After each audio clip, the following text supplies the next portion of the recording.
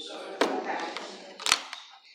Nós trabalhamos sempre a questão do Evangelho. Nós sabemos que o Evangelho é aquela história de amor, né, que Jesus deixou para nós, reunindo mensagens, relacionando as suas curas que ele realizou diante das dificuldades humanas das pessoas do seu tempo, cerca de 2000 anos atrás. Mas, na forma de Mateus, nos escritos de Mateus, ele deixou para nós talvez as páginas mais importantes que temos no Evangelho, o Sermão da Montanha.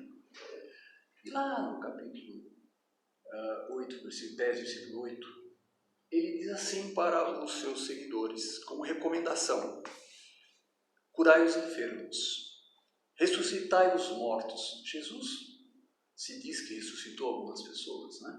Na verdade, as pessoas não estavam mortas. A lei da vida, ela é bem clara, morte é morte. Mas as pessoas passavam por um estado, isso se chama de cataléptico, a pessoa fica como se fosse fora do ar. Se não cuidar, morre. Mas Jesus, efetivamente, tirou as pessoas daquele estado, dando elementos fluídicos para reanimar. E com o poder que ele tinha, reanimava essas pessoas. Limpai os leprosos. Ele curou alguns leprosos. Na época, a lepra não era como nós conhecemos hoje, possivelmente. Nem tudo necessariamente era lepra. Mas havia problemas que possivelmente fossem lepra. E alguns ele curava pela palavra, por tocar, por atender o pedido. Né? Jesus curava. E não tinha cura a lepra na época. Expelir os demônios. Que aparece na Bíblia, no Evangelho, a palavra demônio é uma palavra que vem do grego, que quer dizer espírito. Não é aquele espírito bom, mas na época era espírito, em geral era demônio. Os anjos também eram espíritos, mas eram vistos numa outra categoria. Ele diz: dai de graça o que de graça recebestes.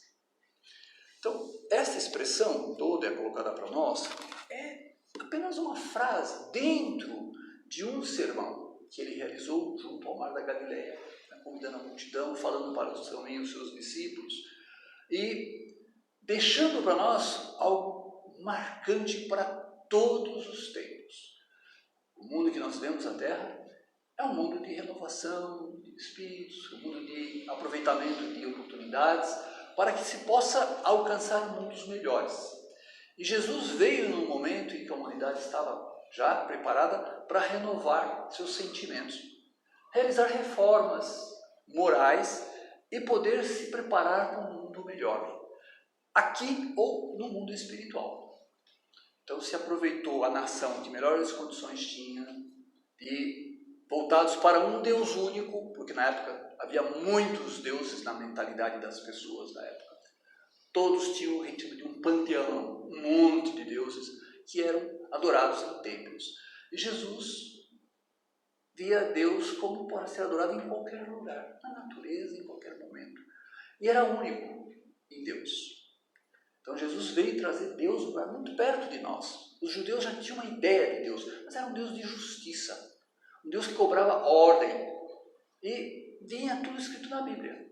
Mas com o Evangelho, que foi escrito através das palavras de Jesus, através dos seus discípulos, são 4 deles que foram aceitos, traz para nós uma ideia mais organizada para a nova era.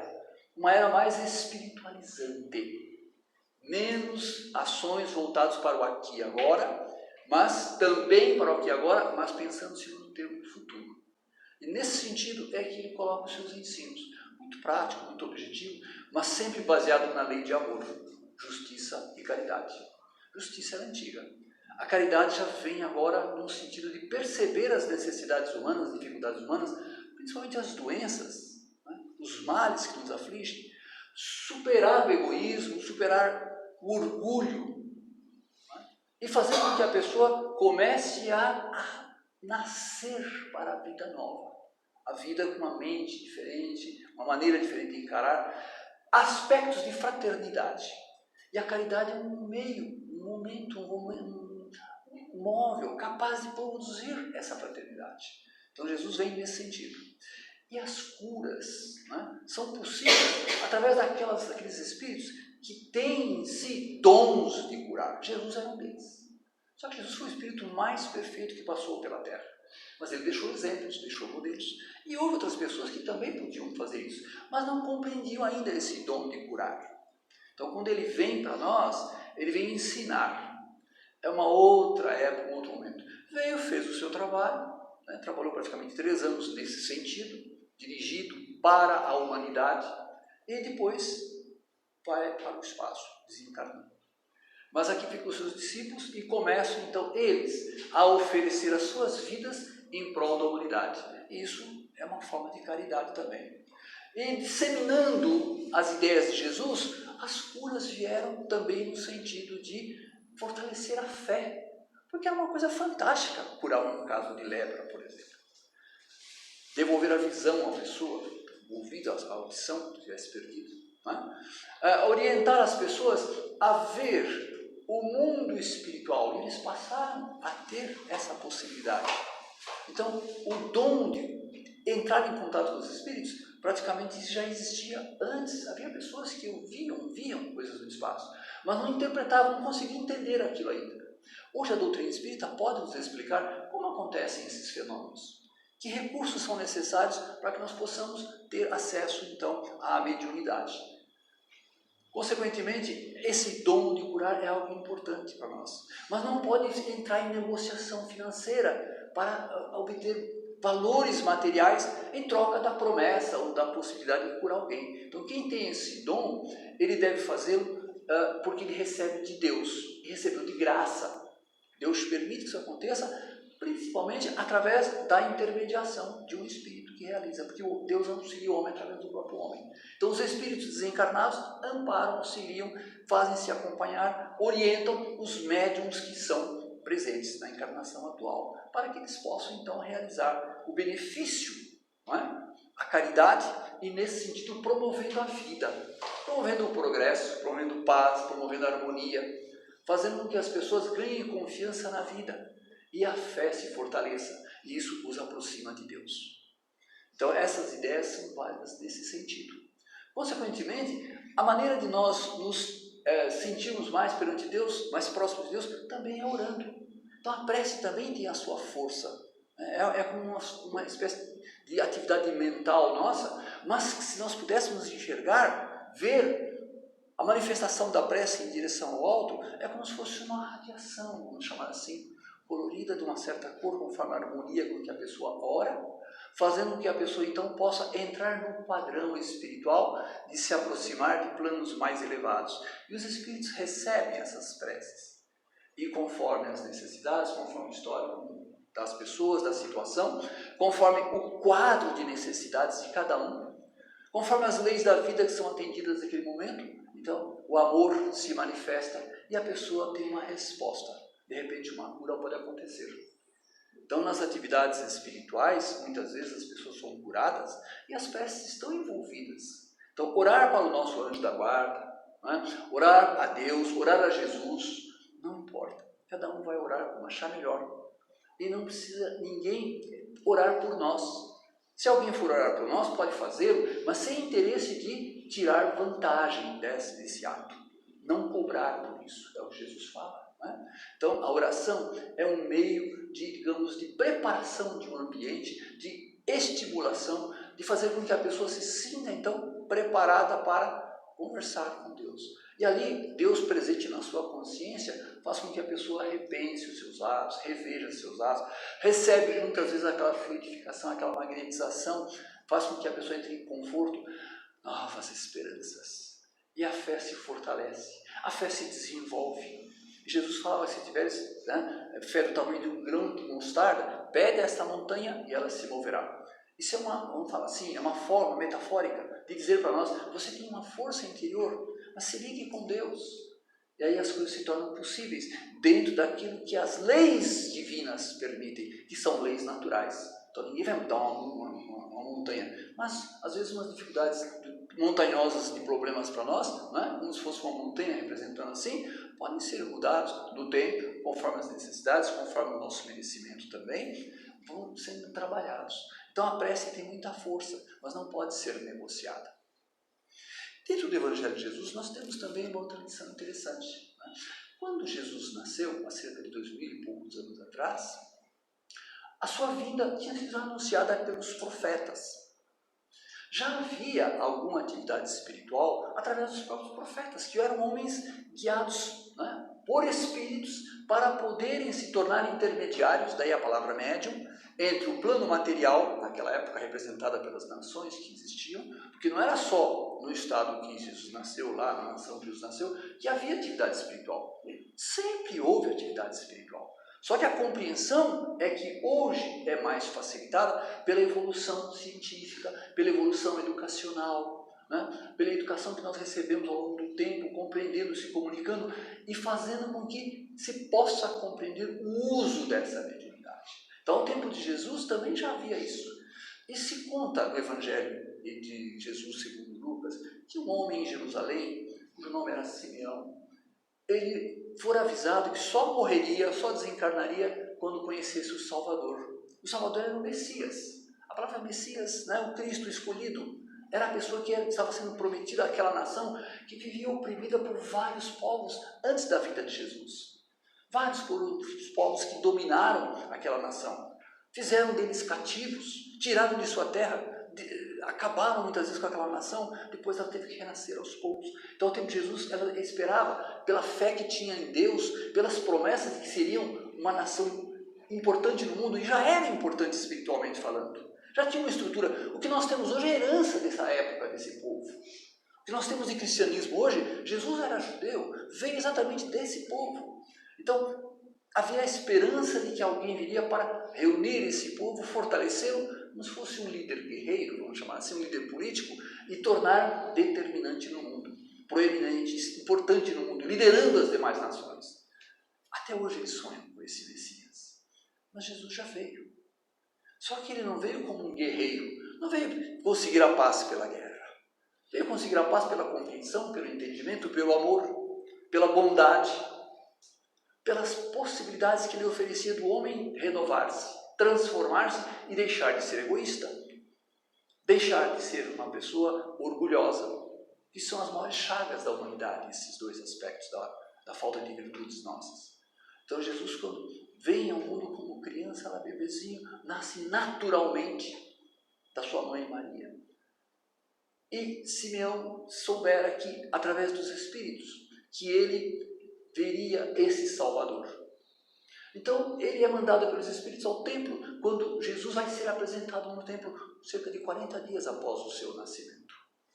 Era de praxe da lei que a mãe fosse apresentar no templo para um processo chamado de purificação. E ali fariam o sacrifício de alguns animais que ela levaria, e esses animais, através da perda do sangue, seria como se fosse uma limpeza para aquele processo de purificação que era considerado na lei escrita. Então Jesus é levado bebezinho ainda, e Simeão, quando chega lá, vê o bebê, toma nos braços. Ele usa umas palavras tão bonitas que Lucas nos coloca dentro do Evangelho.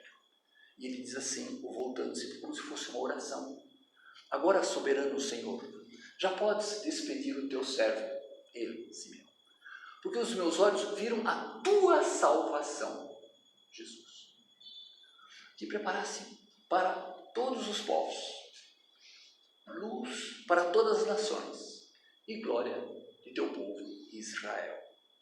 É como se ele estivesse aqui para nós profetizando a missão de Jesus. Ele foi envolvido espiritualmente antes. Tinha toda uma vida dedicada à causa espiritual, à causa de Deus. Devia ser uma pessoa bondosa, generosa, justa com os seus semelhantes. Então ele passou a merecer essas possibilidades de ter contato com o plano mais elevado e conhecer a verdade. Conhecer como flui a palavra divina perante os homens. E pôde interpretar na figura de Jesus bebê, no olhar de Jesus possivelmente, que ali estava o que o Mestre seria para a humanidade toda ao longo do tempo. Consequentemente, ele fala isso e marca dentro do Evangelho essa passagem de uma maneira simples, mas tão significativa para nós. Quantos outros homens na Terra já passaram por essa possibilidade de estar em contato com o mundo espiritual e serem verdadeiramente aqueles portadores de informações úteis para a humanidade? Não para comunicar poder, mas para comunicar, por exemplo, o poder da cura, através dos Espíritos. Muitos homens têm essa possibilidade de doar de si certos elementos fluídicos de saúde. Isso chama-se magnetismo. Mas existe também a possibilidade dos espíritos transmitirem os seus fluidos, ou fluidos da natureza, se for o caso, necessários, através de um médium que tem essas condições de receber e transmitir. E as mãos são aptas para a transmissão dessas energias e produzir as curas necessárias. Às vezes, nos processos obsessivos, né, essas doenças que as pessoas às vezes assumem relativas à mente, as doenças mentais, também são passíveis de tratamento. Pode demorar algum tempo, é verdade, não é fácil, mas faz parte do quadro da pessoa, da história da pessoa que está encarnada. Então são os médiuns, através dos espíritos, se fazem presentes, através da oração, que a força que a oração tem, de transformar, de modificar, de fazer com que aqueles espíritos que acompanham os obsidiados, eles sejam convencidos e percebam que estão errados em não perdoar aquele que antes ele julga que deve para ele e o persegue. Então muitas vezes a mediunidade tem esse sentido também. São processos difíceis, mas nós aprendemos através do Espiritismo que a perdão, a esperança, a bondade, a oração, a resignação, a coragem, a fé podem transformar vidas, destinos e renovação de vida. Então ali nós vemos que no templo, naquele lugar de oração, aconteciam também coisas dessa natureza. Havia comércio, porque aqueles animais que eram usados em sacrifício, eles eram comercializados e as pessoas ganhavam dinheiro com aquilo. Jesus, já adulto, um dia entra no templo, vê os comerciantes ali negociando aqueles animais, ganhando a vida daquela forma. Quando ele entendia aquela forma de libertação, não na forma de matar animais. Olha a visão de Jesus, olha hoje em dia como as pessoas tratam de certa forma melhor os animais do que se tratava tempos atrás. Então ele coloca uma outra ideia. Né? Ele coloca a ideia de a cada um segundo suas obras. Não tem que matar animais para apagar ou pagar os nossos erros, nossos chamados pecados. Basta que nós, na nossa educação, no nosso processo, na nossa religião, sigamos aquelas diretivas que são colocadas ali. Quando essa religião ela está ligada realmente a Deus, que é Deus de amor para todas as criaturas. Então, nós vamos verificar que a partir daquele lugar onde Jesus comparece, e ele ia ao templo, ele foi poucas vezes a Jerusalém, na verdade, mas ele ia, e ele, quando chegava, demarcava pela sua presença. Ele ensinava as pessoas, ele trocava ideias com as pessoas, ele orientava, ele fazia com que as pessoas pensassem de novo, revissem os seus atos, e consequentemente ele faz com que haja uma reforma íntima, por assim dizer. Isso auxilia as pessoas a retomarem seus caminhos. E ele mostra que a prece, e assim como o benefício que se traz num lugar como casa de Deus, ele fala, não, quando ele fala com aqueles homens que estão aí, os comerciantes do templo, ele fala, não ouvistes que aqui é a casa de oração? Não é casa de negociação. E ele faz com que as pessoas repensem a pureza da razão da existência de um templo daquele tamanho, que as pessoas iam para lá praticamente todos os anos, porque havia muitas festas, muitos festivais, muitas datas importantes, data da libertação. Enfim, cada uma delas tinha aquele seu motivo, e o templo era esse lugar. Ainda hoje em dia, se nós formos a Jerusalém, sobrou do templo. Jesus anuncia que não sobrará pedra sobre pedra. E se vocês virem o tamanho das pedras que fazem a estrutura daquele templo, vocês vão ficar espantados, falando, meu Deus, onde conseguiram essas pedras desses tamanhos? Ainda existe uma parede no mundo ocidental, onde os homens de hoje vão orar, o mundo inteiro vão orar lá. É uma experiência interessante. Você sente uma frutificação totalmente diferente de tudo que a gente possa ter sentido antes. É espetacular, diferente, mas é de muita paz. Então é um lugar para a pessoa sentir-se em ligação com Deus. Consequentemente, quando ele fala disso, ele fala não vender preces, não negociar, confiar. E essa mediunidade que Jesus tinha em relação a Deus, Jesus era como é chamado por Eurípides Barçanufo como médium de Deus. E ele o foi durante o tempo todo, Jesus trabalhou o tempo todo. Jesus era voltado para a humanidade e a sua mensagem veio e ficou entre nós. O mundo que nós vivemos hoje trabalha, vive em função praticamente da nossa ligação com o dia a dia com o trabalho, que também é uma lei que o Espiritismo coloca para nós como ensinamento disso, mas como um meio de renovação. E, consequentemente, todo esse trabalho faz com que haja progresso. E esse progresso depende do lado espiritual. Então é importante nós compreendermos essa missão de Jesus, mas também lembrar do lado mediúnico que nós hoje temos que exercer nas casas, por exemplo, uma casa espírita, que vem trazer paz, vem trazer harmonia, vem orientar, vem trazer equilíbrio mental principalmente, para que as pessoas possam então caminhar de maneira segura perante a vida e possam realmente alcançar a paz, não a paz como era concedida no tempo do Império Romano ou do Império Napoleônico ou outros impérios que passaram pela vida. Então o nosso Evangelho ele sempre traz para nós alguma coisa que nós podemos aproveitar. Agora, essa mediunidade, esse aspecto, esse dom que o ser humano pode desenvolver, é alguma coisa que não pode ser cobrada em condição alguma. Principalmente a chamada mediunidade de cura. Porque às vezes a pessoa tem habilidades de cura, porque foi médico ou é médico, ele trabalhou para isso, ele lutou para isso, ele estudou para isso, gastou horas. Então há uma razão para ele cobrar. O médium não. O médium depende do espírito que o acompanha para que ele possa manifestar algum dom, seja da escrita, seja da visão, audição, da cura, qualquer que seja a forma, que são várias mediunidades que nós temos dentro da doutrina espírita, catalogadas pela doutrina espírita, ele não pode exercer isso aí profissionalmente. Hoje em dia, às vezes aparecem certas práticas, às vezes as pessoas conhecem certos tipos de habilidades espirituais e usam comercialmente, mas isso aí de alguma forma vai ser cobrado da pessoa. Então não podemos, como médiuns, cobrar, porque nós não criamos isso aí, quem criou está em Deus. Né? Ao mesmo tempo, quem está por trás de nós também tem que cuidar de si com dignidade, né? Para que ele possa exercer bem, de acordo com as leis de Deus, a mediunidade. Aquele que acompanha ele. Então todos nós estamos dentro de um compromisso maior. Então a nossa mediunidade, ou a mediunidade da doutrina espírita, ela é orientada, ela é educada no sentido de nós nos mantermos dentro da lei de justiça, amor e caridade. E fazer com que nós possamos, então, auxiliar sem o objetivo de abiscoitar qualquer valor financeiro. Então esse nosso capítulo ele fala disso. Existe um dom de cura, existe. Principalmente esse dom, ele deve ser trabalhado de uma outra forma, porque mexe com energias, mexe com parte do corpo, ou partes do corpo, órgãos, células, princípios de vida, que nós não temos capacidade, a não ser talvez de trabalhar externamente, né? Usar um microscópio lá, alguma coisa, fazer uma função. Nós não temos condição de alterar certas situações que dependem das leis da vida e que estão em Deus.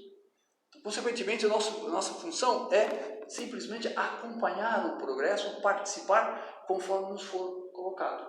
Na simplicidade, no interesse coletivo, no interesse individual também, porque a doutrina espírita, assim como o Evangelho, ele pensa no individual. Porque, afinal de contas, para chegar no coletivo temos que ter unidade. Então, temos que partir do um para chegar nos demais. Mas, no geral, é o bem-estar geral que importa, efetivamente. Porque todos caminhando segundo as leis de Deus, naturalmente as coisas vão ser de acordo com o que foi predestinado para nós.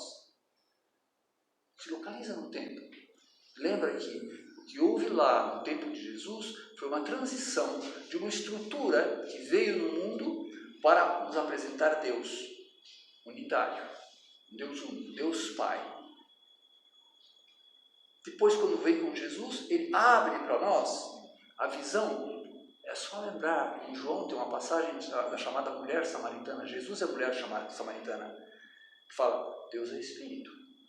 E haverás de adorar um dia Deus em Espírito e verdade. Então não é em Jerusalém que vai ser adorado. É no coração, é na mente. Em Espírito e verdade. Então com um sentido espiritual. Não um Deus feito templo, feito um ídolo, feito uma imagem lá colocada num certo lugar, todo mundo vai lá e diz, Senhor, Senhor. Não, não é bem assim. Então Jesus é um homem que faz, né, para o futuro. a pregação das ideias que ele tem. Jesus é um espírito do futuro, na verdade. Consequentemente, ele coloca para nós ensinamentos que marcam profundamente qualquer pessoa. Tem a passagem do jovem rico lá que vai falar com ele, que não quer abandonar suas riquezas. Por quê? Porque é difícil para ele, né? Por como seguir Jesus. Ele percebe. Mas um dia esse moço vai lembrar do encontro com Jesus.